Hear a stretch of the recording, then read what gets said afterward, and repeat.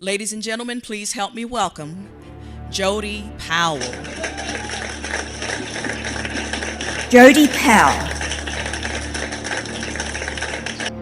Jody Powell.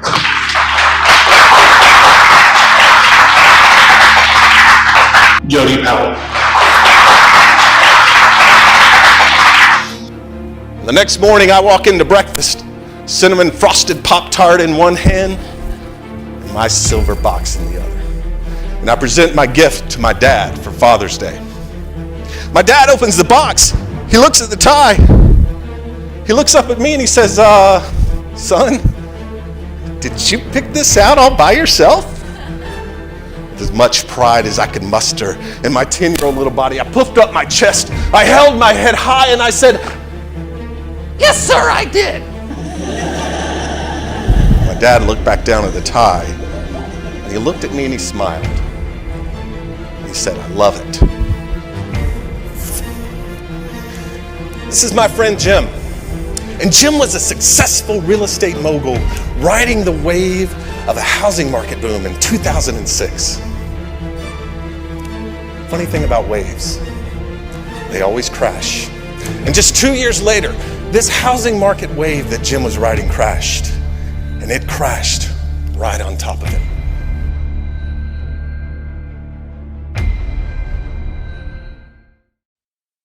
Hi, I'm Jody Powell, and I want to be your next speaker.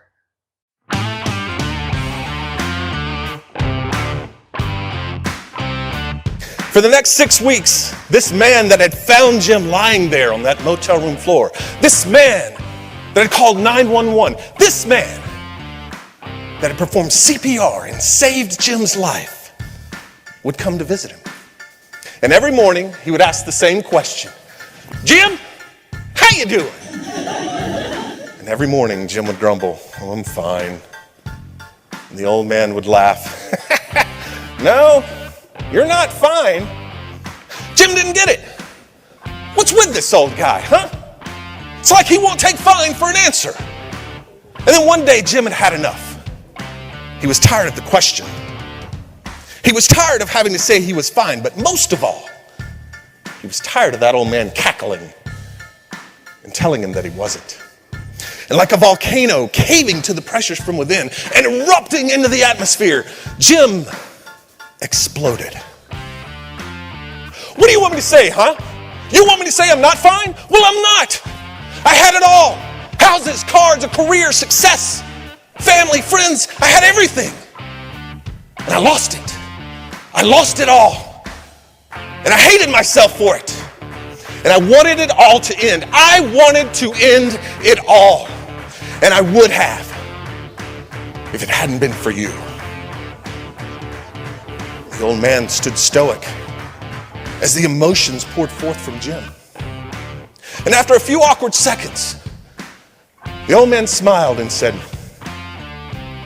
Jim, do you realize everything you just said, you said in the past tense? I had, I lost, I hated, I wanted, I would have, all of it in the past. Today, Jim, today is your first day.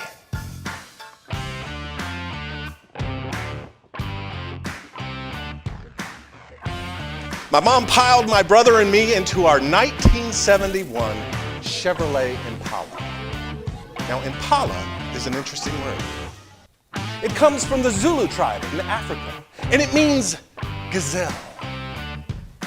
I'm not sure who was on the design team at Chevrolet in 1971, but the car that I grew up with looked more like a green hippopotamus than a gazelle.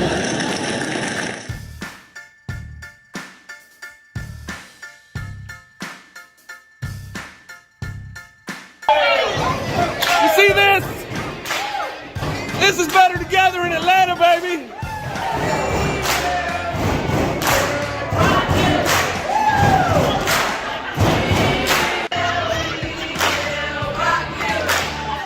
This is what better together looks like in Spartanburg.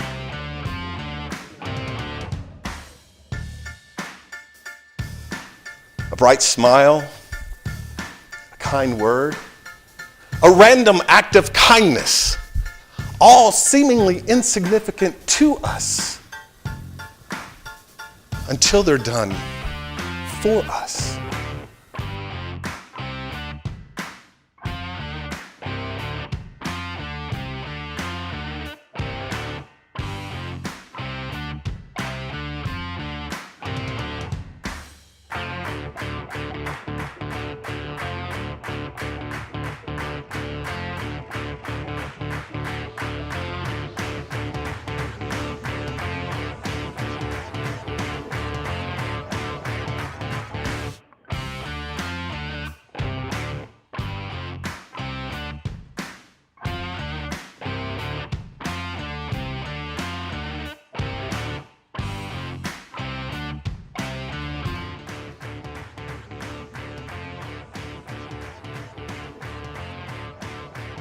The value of a gift is determined all in how you use it. Friends, I believe that to be true for gifts both small and large.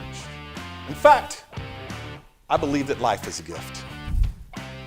When your life is over, when it's all said and done, the value of your life won't be determined in dollars and cents, who you knew, or where you've been. The value of your life will be determined all in how you used it. So use it well.